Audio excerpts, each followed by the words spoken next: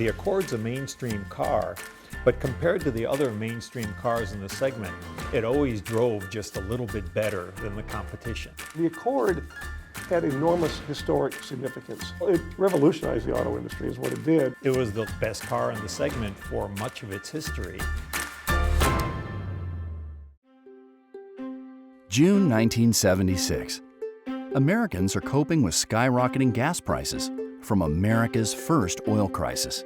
Along came the fun and fuel-efficient Honda Accord, and a 4 decades-long American success story took root.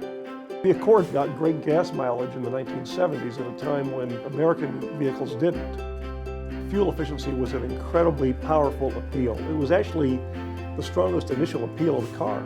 The name Accord came from Honda's belief in using technology to achieve accord between people and the automobile. Marking its 40th anniversary on American roadways, the Honda Accord has achieved just that. Honda has been able to weed through that vast sea of technology that's available and put onto the Accord the technology that improves the driving experience. Apple CarPlay and Android Auto are the best and latest examples of that. It's technology that serves a purpose that relates to customers. And I think it's helped Accord stay relevant. The good news with Accord, when you talk about the different buying audiences, is Accord is actually #1 with millennial buyers in the mid-size segment, and it has been for some time. Accord has impacted the industry in many ways. The first car built by a Japanese automaker in America, it helped demonstrate that quality automobiles can be built here. Here comes this little upstart, at the time, Japanese company, Honda, builds a factory in Ohio. It's the first successful foreign car factory in America. It employs American workers, and it builds fantastic quality cars. So the Accord exploded a lot of myths, not just about the auto industry, but about America. I remember there was a performance magazine that ran a story, and they tested an Ohio-built Accord and a Japan-built Accord. And the end result was well encapsulated in the headline, and it said, "American Worker Vindicated." The quality was deemed to be just as good as what came out of Japan. Since local production began in Marysville, Ohio in November 1982, more than 10 million Accords have been built in America.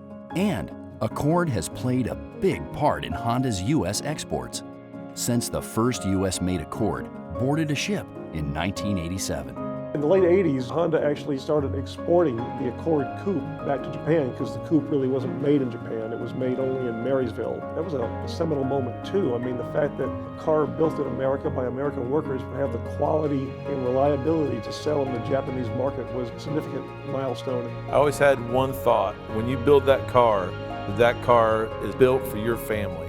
My mom has always owned a Honda Accord, and the entire time that I've worked here, I always built these cars to reflect the fact that that car could be owned by my mom, and I wouldn't want her driving anything but the best.